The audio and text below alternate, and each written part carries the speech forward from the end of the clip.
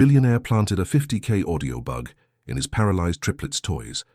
What the maid said shocked him. The device was smaller than a fingernail, a cold, matte black disc that had cost more than most people earned in a year.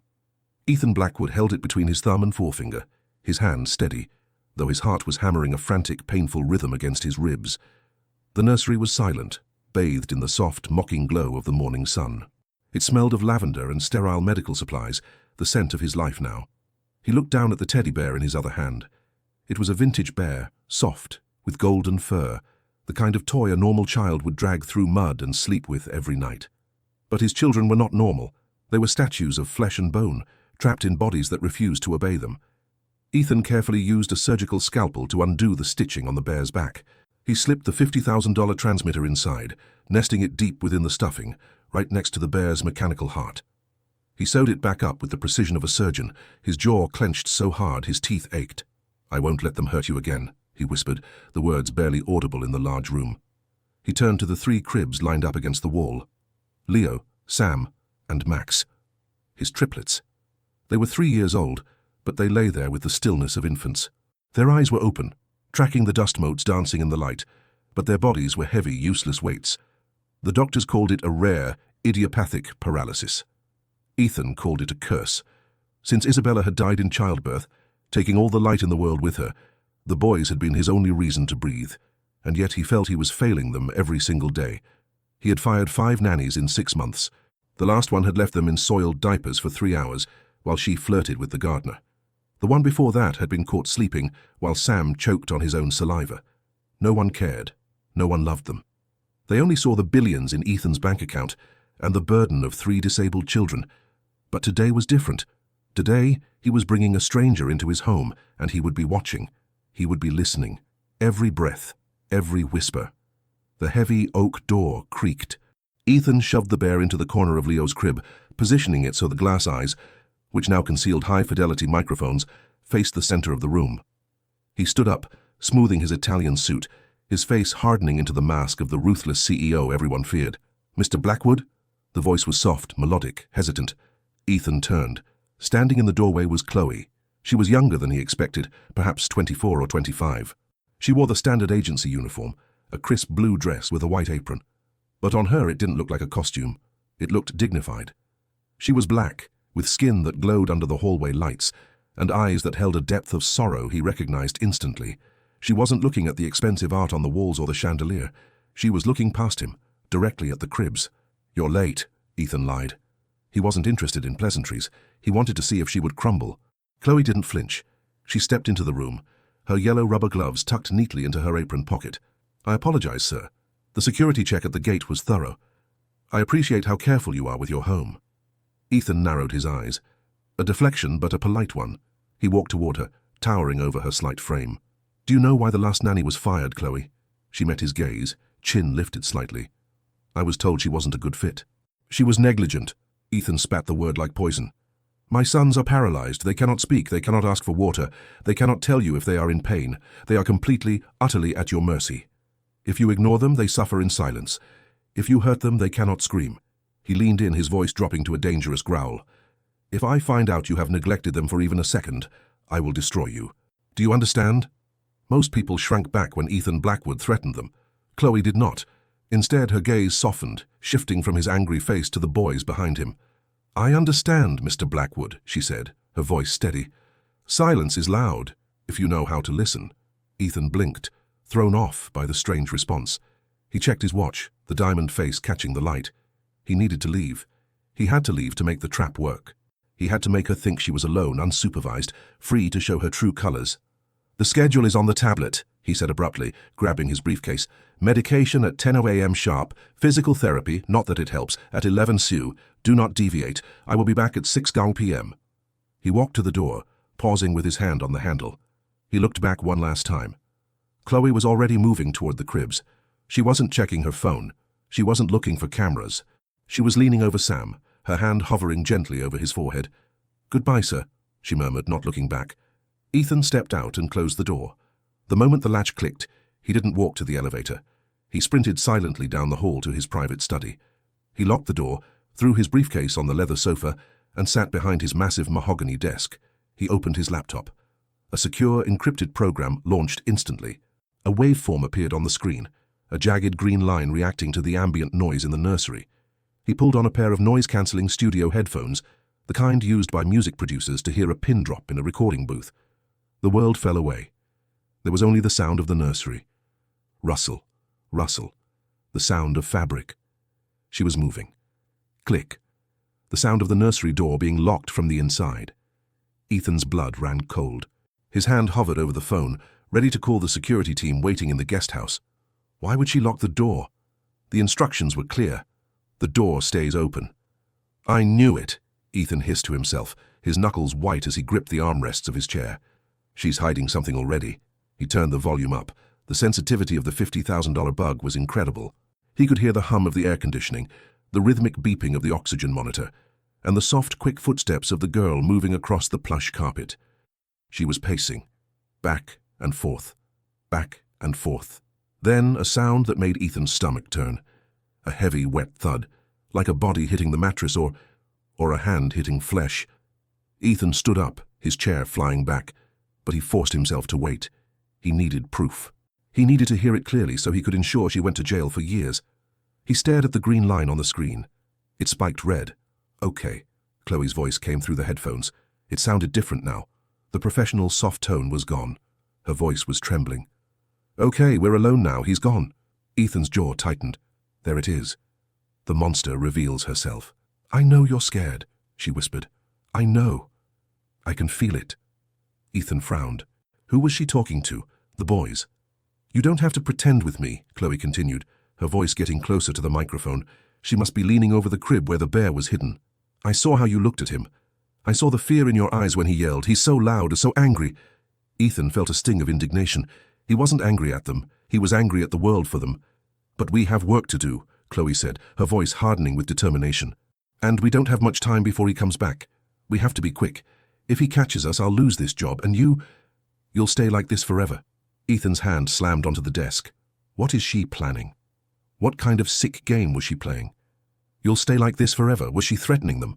He heard the sound of a zipper, a bag opening, the rustle of plastic packaging, drugs. She was drugging them to keep them quiet. That's what the nanny 2 years ago had done. Sleeping pills so she could watch TV. Ethan grabbed his phone. He dialed the head of security, his thumb hovering over the call button. But then a new sound stopped him. It was a melody. Chloe was humming. It wasn't a nursery rhyme. It was a complex, haunting tune, something old and sorrowful. And underneath the humming there was a rhythmic sound. Rub, rub, rub. Friction. Come on, Leo, she whispered, straining with effort. I know it hurts, I know, but you have to push. You have to fight. Ethan froze. It hurts. What was she doing to his son? I'm not going to let you rot in this bed, Chloe said, her voice fierce, almost angry now. He thinks you're broken furniture. He thinks you're just things to be kept alive. But I know better. Ethan felt like he had been slapped. Broken furniture. Is that how she thought he saw them? He spent millions on their care. He built a hospital wing in his own house. Push, Leo. Push against my hand, Chloe urged. Ethan stared at the screen. The waveform was chaotic. She wasn't drugging them. She was moving them. But physical therapy wasn't scheduled until 11 hours, and the doctor had said vigorous movement could cause fractures because their bones were so brittle. You're hurting him, Ethan shouted at the empty room, forgetting she couldn't hear him. That's it, Chloe gasped, sounding breathless. That's it. Look at you. You moved it. You moved your toe. Ethan slumped back in his chair. That was impossible. The best neurologists in Switzerland had said the paralysis was total. The spinal signals were non-existent. She was hallucinating, or lying to herself. But then he heard a sound he hadn't heard in 3 years, a sharp, ragged intake of breath. Not from Chloe, from Leo. It was a gasp, a reaction, a sign of life. Ethan's finger moved away from the security button. He sat down slowly. The silence in the nursery returned, heavy and thick. I promise you, Chloe whispered, her voice cracking with tears. I promised my sister I wouldn't save her, and I failed. But I won't fail you. I'm going to make you walk. Even if your father hates me for touching you, even if it costs every penny I make. Ethan stared at the speaker. Sister? He leaned in closer, the expensive leather of the headphones pressing against his ears. He had planned to catch a monster. Instead, he had stumbled into a mystery. Who was this girl? And what exactly was she doing in there that the doctors said was impossible? He couldn't fire her. Not yet. He had to know. He had to keep listening. Hours had passed. The sun had moved across the sky, shifting the shadows in Ethan's office, but he hadn't moved. He hadn't eaten lunch, he hadn't checked the stock market, he hadn't answered the 3 urgent calls from his board of directors. He was a statue, animated only by the feed coming through the headphones. The initial adrenaline of the morning had faded into a dull, throbbing anxiety.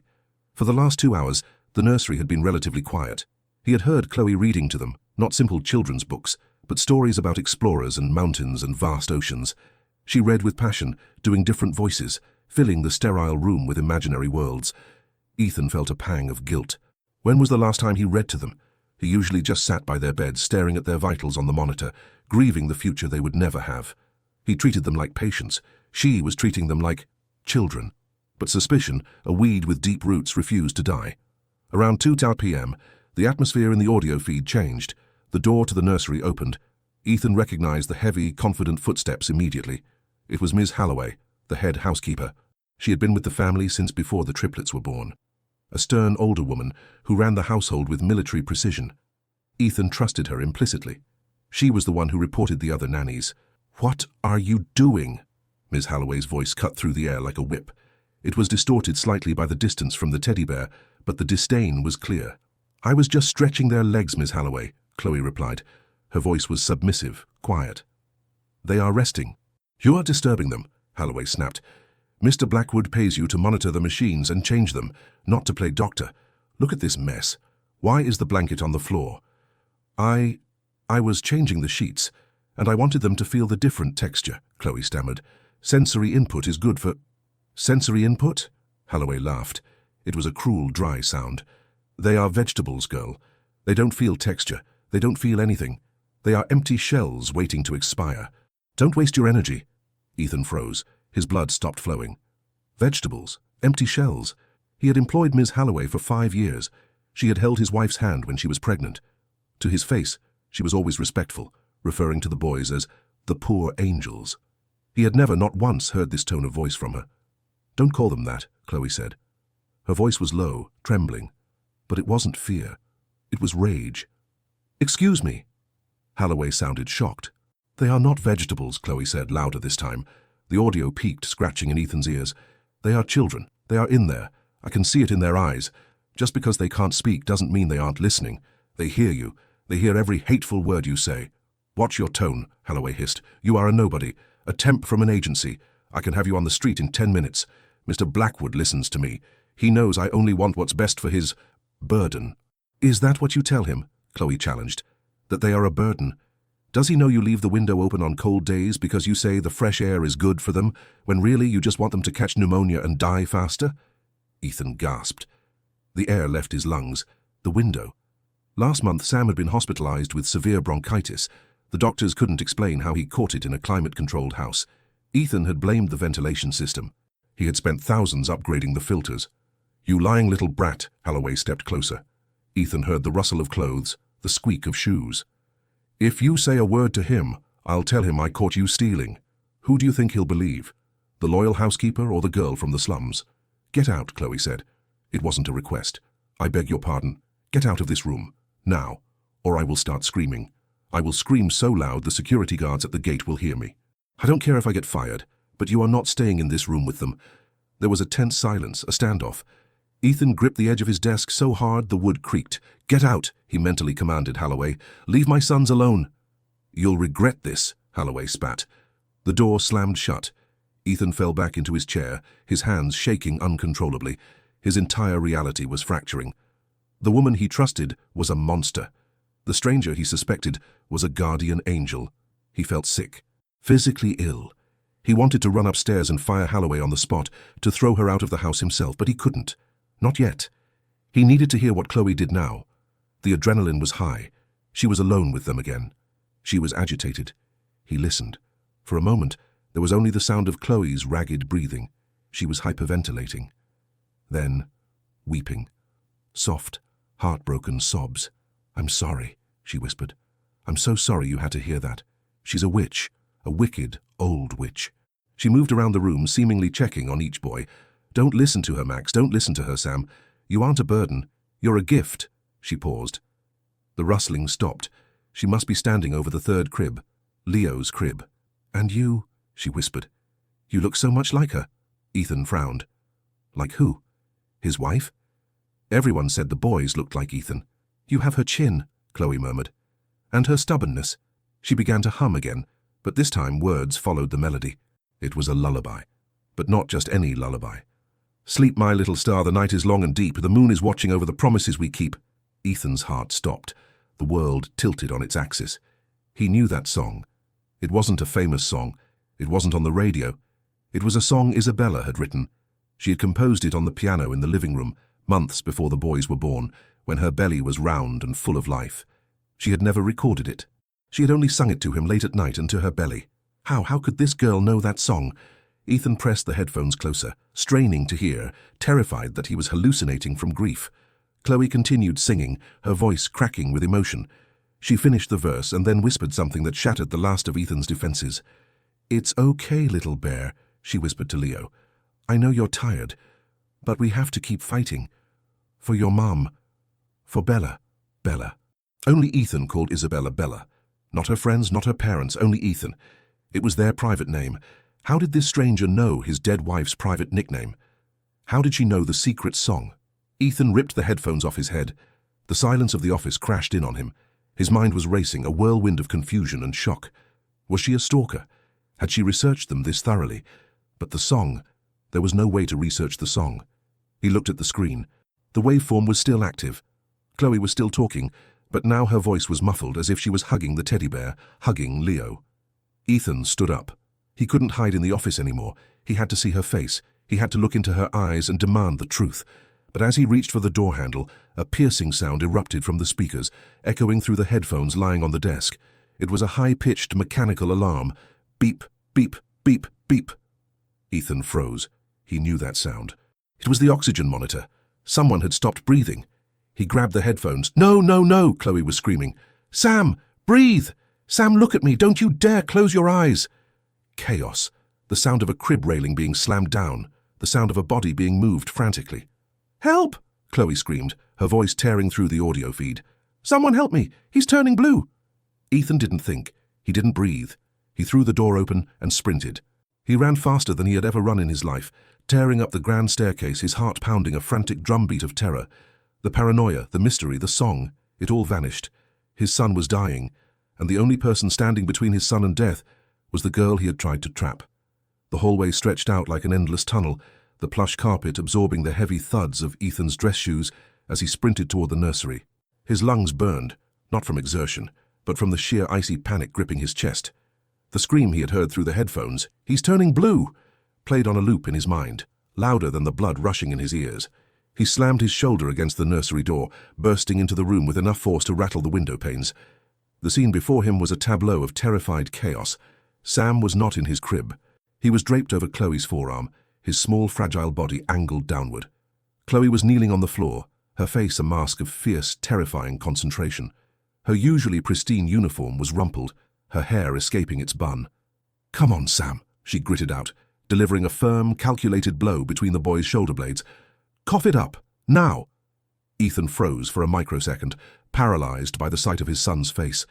It was a dusky, terrifying shade of violet. Sam's eyes were wide, bulging with silent panic, his mouth open in a soundless scream. The blockage in his airway had cut off everything. "Sam!" Ethan choked out, falling to his knees beside them. He reached out, his hands trembling, but he didn't know what to do. He was a billionaire, he could buy hospitals. But in this moment he was useless.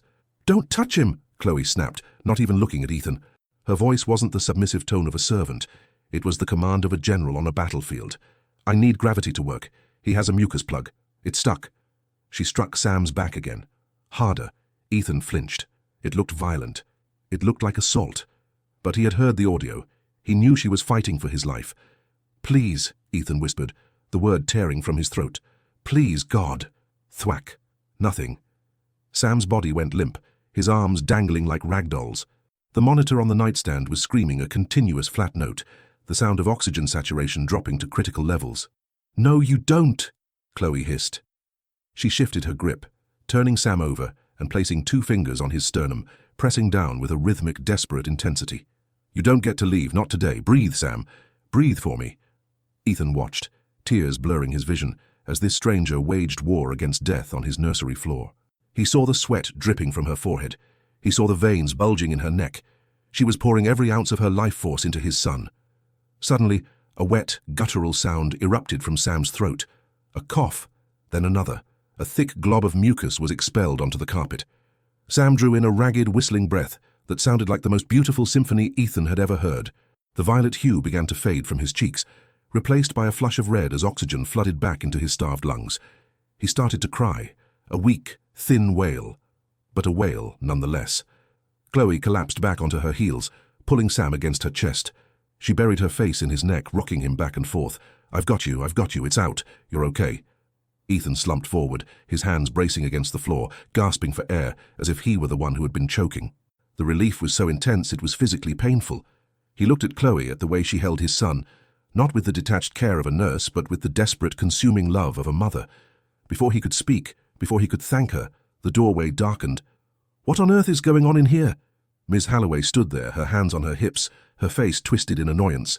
She looked at the scene, the crying child, the vomit on the carpet, Ethan on his knees. "I knew it," Halloway said, shaking her head with feigned disappointment. She stepped into the room, her voice dripping with poisonous concern. "Mr. Blackwood, I tried to warn you. She's too young. She doesn't know how to handle them. Look at this. She probably dropped him. Did she drop him?" Halloway marched over, reaching out to take Sam from Chloe. "Give him to me, you incompetent girl. You've probably broken his ribs." Chloe recoiled, turning her body to shield Sam, her eyes flashing with a protective fire. "Don't touch him, your hands are cold. How dare you?" Halloway gasped, looking at Ethan for backup. "Sir, look at this insubordination. She nearly killed the boy and now she refuses to hand him over. You need to escort her out immediately. I'll call the agency and ensure she never works in this state again." Ethan slowly stood up. The adrenaline was fading, replaced by a cold, simmering rage that started in his gut and spread to his fingertips. He looked at Miss Halloway, the woman who had run his house for years, the woman he had trusted with his most precious treasures. He remembered the audio, vegetables, empty shells, the open window. "She didn't drop him," Ethan said, his voice deadly quiet. Halloway blinked, sensing the shift in the atmosphere but misreading it. "Sir, you didn't see it. I heard the commotion from the hall. She was shaking him.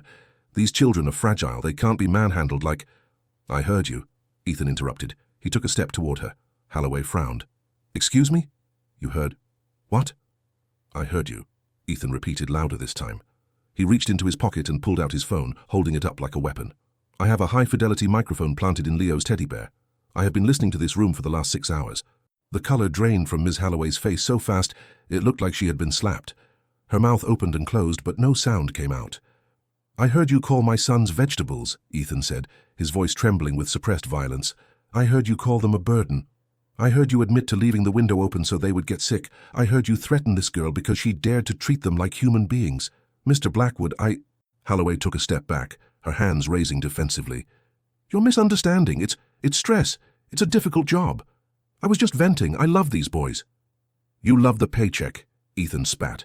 He pointed to the door. "Get out of my house." "But sir, I've been with you for—" "Get out!" Ethan roared, the sound echoing off the walls, making the triplets flinch. "If you are not off my property in 5 minutes, I will have security throw you out the front gate. And then I will call the police and hand them every second of this recording. I will destroy you, Halloway. Run." The housekeeper didn't argue. She saw the murder in his eyes. She turned and fled, her heavy footsteps retreating down the hall, faster and more frantic than they had ever been. Ethan stood there, his chest heaving. The silence returned to the room, broken only by Sam's soft whimpers and the steady beep of the monitors. He turned slowly to face Chloe. She hadn't moved. She was still on the floor, holding Sam, watching Ethan with wide, wary eyes. She looked terrified, not of him, but of the situation. She had just heard him admit to spying. She knew he had heard everything. Ethan walked toward her. Chloe tensed, hugging Sam tighter. "Mr. Blackwood, she started, her voice shaking. "I know I broke protocol. I know I wasn't supposed to move him like that. But the suction machine takes too long to set up and he was turning blue and—" Ethan dropped to his knees in front of her. He didn't reach for Sam. He reached out and gently, tentatively, placed his hand on her shoulder. "Thank you," he whispered, the tears finally spilling over. "You saved him. You saved my son." Chloe stared at him, stunned. She expected anger. She expected to be fired for the secret things she had been doing, but instead, The billionaire was weeping in front of her. "Here," she said softly, shifting Sam so Ethan could take him. Ethan took his son into his arms. Sam was light, frail, but warm, alive. He pressed his cheek against Sam's forehead, closing his eyes. "I heard everything, Chloe," Ethan said after a long moment, not opening his eyes. "I heard what you said to Holloway. I heard you defending them." He opened his eyes and looked at her. The gratitude was there, but so was the confusion. The burning question that had been haunting him since he heard the lullaby. "But I need you to tell me the truth," Ethan said, his voice hardening slightly. "Who are you? Really?" The sun had begun to set, casting long orange shadows across the nursery floor. The crisis had passed, but the air was thick with unsaid words. Ethan had placed Sam back in his crib, checking his vitals 3 times before he was satisfied. Chloe stood by the window, wringing her hands in her apron. She looked small against the backdrop of the darkening sky. She hadn't tried to leave even though her shift was technically over. Ethan picked up the golden teddy bear from Leo's crib. He turned it over in his hands, feeling the hard lump of the transmitter inside. He looked at Chloe. "You knew the song," he said. It wasn't a question. Chloe looked down at her shoes. "Yes, Isabella wrote that song," Ethan said, walking slowly toward her. "She never recorded it. She never wrote down the sheet music. She only played it inside this house. She called it the Starless Night. How do you know it? How do you know I call Leo Little Bear? How do you know the name Bella?" Chloe took a deep breath.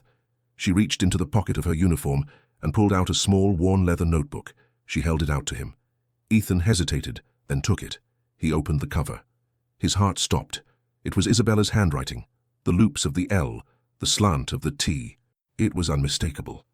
"I didn't steal it," Chloe said quickly, seeing the look on his face. "She gave it to me." "When?" Ethan whispered, his fingers tracing the ink. "She died in the delivery room. I was there." "I never saw you." "You weren't there for the 3 weeks before," Chloe said softly.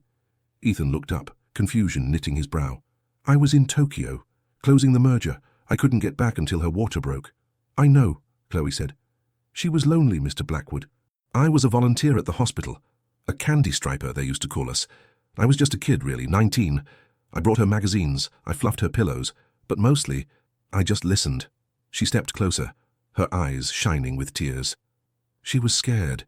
She knew something was wrong with the pregnancy. The doctors kept telling her it was fine, but she felt it.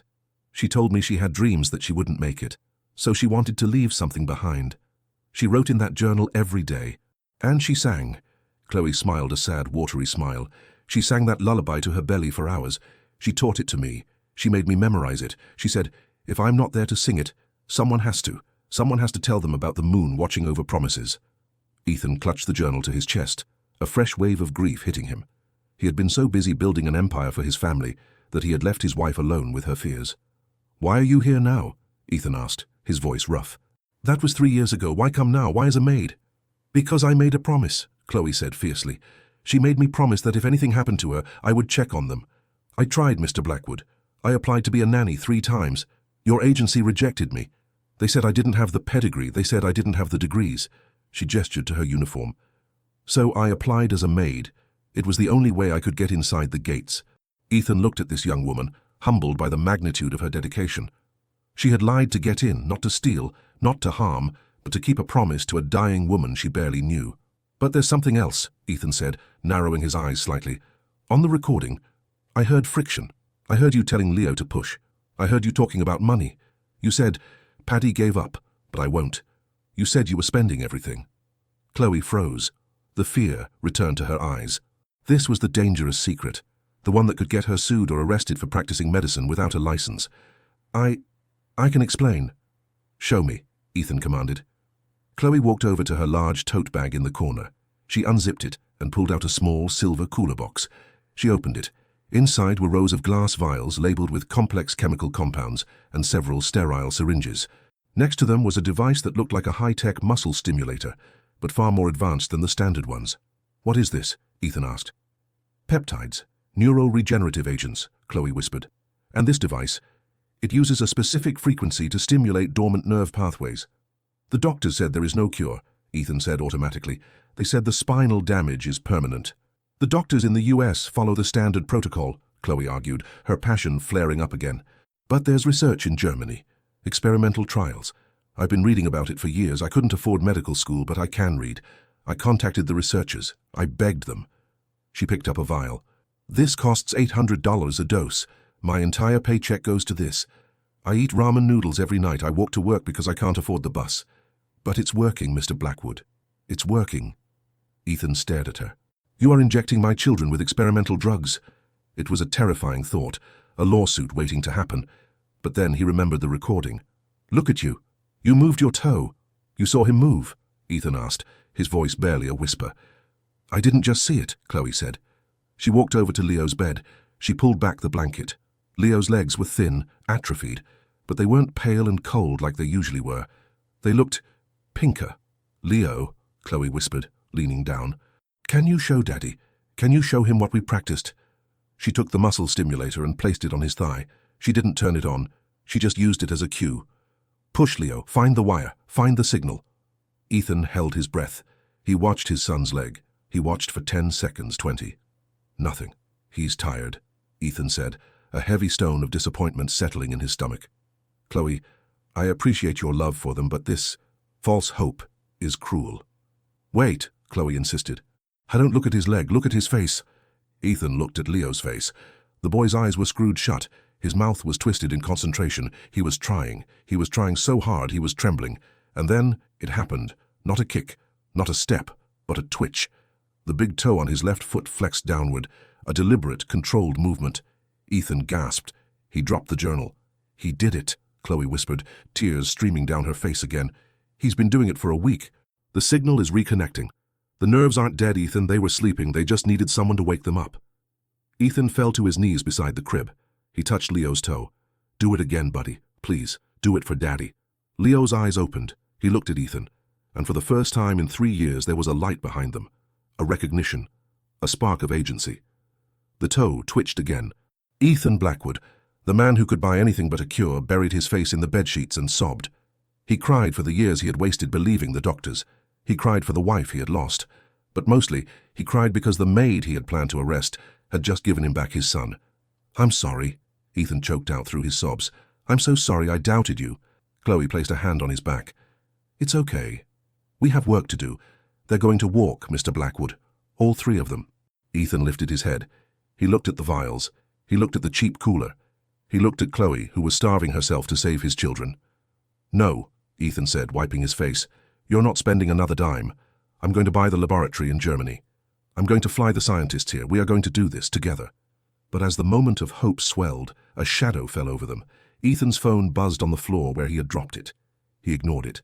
It buzzed again and again. He picked it up. It was a text from the security gate. Mr. Blackwood, police are here. They say they received a call about child abuse at this address. The caller identified herself as Ms. Holloway. Ethan looked at Chloe. The peace was shattered. Holloway hadn't just run away. She had played her final card. What is it? Chloe asked, seeing his face pale. Holloway, Ethan said, standing up and buttoning his jacket.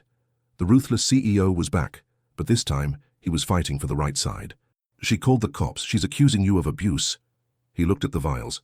Experimental drugs, unlicensed injections, bruises from the CPR. Chloe's hands flew to her mouth. They'll take me away. They'll put them in protective services.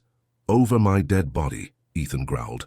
He walked over to the teddy bear, ripped the $50,000 bug out of it, and pocketed the recording device.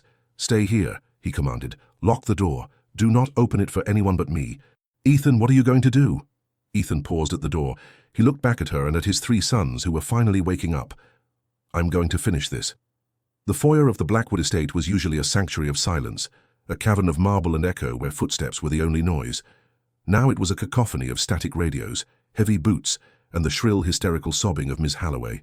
Ethan descended the grand staircase slowly. He didn't run. He didn't shout. He moved with the terrifying, cold precision of a predator who had already cornered its prey. Below him, 2 uniformed officers stood near the front door, looking uncomfortable as Holloway clung to the arm of the younger officer, pointing a shaking finger up the stairs. He's protecting her, Holloway shrieked, her face blotchy and wet with theatrical tears. She's a maniac. I saw the needles. I saw the bruises on the boy's chest. She's killing them, and he's in shock. He doesn't know what he's doing. Officer Miller, a seasoned sergeant with a weary face, looked up as Ethan reached the bottom step. Mr. Blackwood, we received a 911 call regarding a severe case of child abuse and medical malpractice at this residence. She's in the nursery, Holloway yelled, emboldened by the police presence. She has a bag full of illegal drugs. She was punching the child, I saw it. You have to arrest her before she finishes the job. Ethan stopped 3 feet from the officers. He adjusted his cufflinks, his face impassive. Officer Miller, I know your captain. I believe we met at the charity gala last year. Miller nodded respectfully, but his hand stayed near his belt. We did, sir. But this is a serious accusation. Ms.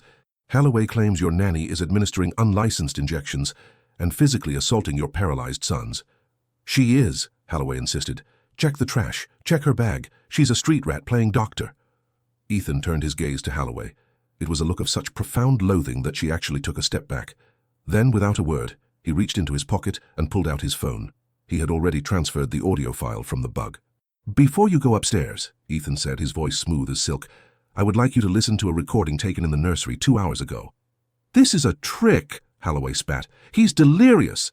Quiet, ma'am, Miller ordered. He looked at Ethan. Go ahead, sir. Ethan pressed play.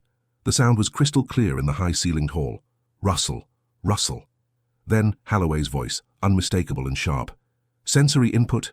They are vegetables, girl. They don't feel texture. They don't feel anything. They are empty shells waiting to expire. The officers stiffened. Holloway's face went pale. Ethan let it play. Chloe, does he know you leave the window open on cold days because you say the fresh air is good for them, when really you just want them to catch pneumonia and die faster? There was a pause on the recording. Then Holloway's voice again, dripping with arrogance. If you say a word to him, I'll tell him I caught you stealing. Who do you think he'll believe? The loyal housekeeper or the girl from the slums? Ethan paused the recording. The silence that followed was deafening. That's edited, Holloway stammered, sweat beading on her upper lip. That's AI. I never said that. I have the raw, time-stamped data from a $50,000 military-grade surveillance device, Ethan said coldly. And I have the hospital records from last month when my son Sam was admitted with near-fatal pneumonia. A pneumonia that you caused. Officer Miller turned to Holloway. His posture had changed. He was no longer the sympathetic listener. He was the enforcer. Ma'am, step away from the door. But what about the girl? Holloway screamed, desperate now. Forget about the window. She is injecting them. She is beating them. You can't ignore that. Ethan looked at Miller. My son Sam choked on a mucus plug. The beating Ms. Holloway saw was emergency CPR. She saved his life while this woman stood there and watched. And the needles? Miller asked, his eyes narrowing slightly. She mentioned drugs. Ethan didn't blink. He knew this was the dangerous part. If he admitted Chloe was doing it on her own, she would go to jail. Practicing medicine without a license was a felony. My sons are on a specialized experimental treatment protocol involving peptides, Ethan lied smoothly. It is a private medical trial I authorized. Chloe is trained to administer it under my direct supervision. Ms. Holloway is simply unaware of our private medical decisions. It was a lie that could cost him millions if exposed, a lie that implicated him in potential FDA violations. But he didn't care. He would burn the world down before he let them take Chloe away. I want to see the children, Miller said. Protocol. Of course, Ethan said. Follow me. They walked up the stairs, the heavy boots of the officers thudding ominously. Holloway trailed behind, muttering to herself, looking like a cornered animal. When they reached the nursery door, Ethan felt a spike of fear. He hadn't told Chloe what to say. If she confessed to the police that she bought the drugs herself, his lie would collapse. He opened the door. The room was peaceful. The soft, warm light of the bedside lamps cast a golden glow over the cribs. Chloe was sitting in the rocking chair, holding Sam. She looked up, her eyes wide with terror as she saw the uniforms. It's okay, Chloe, Ethan said immediately, his eyes locking with hers, communicating an urgent message. Officer Miller is just here to check on the boys. I told him about the treatment plan we discussed and the CPR incident. Chloe, smart and intuitive, caught the cue. She swallowed hard and nodded. Yes, sir. Sam is breathing fine now. His oxygen levels are back to 98%. Officer Miller walked over to the cribs. He looked at Sam, who was sleeping peacefully in Chloe's arms. He looked at the bruising on Sam's chest, consistent with life-saving percussion, not abuse. Then he looked at Leo. Is this the one? Miller asked, pointing to the boy in the middle crib. That's Leo, Ethan said. Holloway pushed past the second officer. Look at his legs. Look for needle marks. She's hurting them. Chloe stood up, placing Sam gently in his crib. She walked over to Leo. She didn't look at Holloway. She looked at Ethan. Show them, Ethan whispered. Chloe pulled back the blanket. Leo, she said softly, her voice trembling but clear. Leo, there are some nice policemen here. Can you show them what a strong boy you are? Can you say hello? The room went silent. Holloway let out a scoff. He can't move, you idiot. He's paralyzed. Leo's eyes fluttered open. He looked at Chloe. He blinked slowly. And then, with the focus of a world-class athlete, he moved his left leg. Not just a toe twitch this time. His knee bent slightly, dragging his heel across the sheet. It was a small movement, barely 2 inches, but in that room, it was an earthquake. Officer Miller's jaw dropped. "I thought the report said they were quadriplegic," Miller said. "They were," Ethan said, his voice thick with emotion, "until she came." Holloway gasped. She stared at the leg, then at Chloe, then at Ethan. Her narrative was crumbling into dust. "Arrest her," Ethan said, pointing at Holloway without looking at her. "For child endangerment, negligence, and filing a false police report. I want her out of my house. Now." Miller nodded. He turned to Holloway, pulling his handcuffs from his belt. "Ma'am, turn around and place your hands behind your back." "No, no, you can't. I served this family for 10 years. Holloway screamed as the metal cuffs clicked shut. "She's a witch. It's not possible. They are broken." "Get her out of here," Ethan growled. As the officers dragged the screaming woman out of the nursery and down the hall, the silence slowly returned to the room. The heavy front door slammed shut downstairs, sealing the nightmare outside. Ethan exhaled a long, shuddering breath. He leaned against the doorframe, his legs suddenly feeling weak. Chloe was still standing by Leo's crib, her hand resting on the boy's chest. She looked at Ethan, her expression a mix of awe and fear. "You lied for me," she whispered. "You told them you authorized the injections." Ethan pushed off the wall and walked toward her. He didn't stop until he was standing right in front of her. He reached out and took her hands. They were rough from work, smelling of sanitizer and baby powder. "You saved my son's life twice today," Ethan said intensely. "Once from choking and once from a life of stillness. Did you really think I would let them take you?" "But the drugs, it's illegal," Chloe said. "I don't care about the law," Ethan said. "I care about results, and I care about loyalty." He squeezed her hands. "From this moment on, it is legal. I meant what I said. I am buying the lab in Germany. I am hiring the best neurologist in the world to come here and work under you. You are no longer the maid, Chloe." Chloe blinked, tears spilling over her lashes. "I'm not?" "No," Ethan smiled, a genuine warm smile that reached his eyes for the first time in years. "You are the governess. You are the head of care for the Blackwood family, and, if you'll allow it, you are the only friend I have." Chloe laughed, a wet, choked sound. "I think I can handle that." Ethan looked down at the triplets. Max was awake now too, looking at them with wide, curious eyes.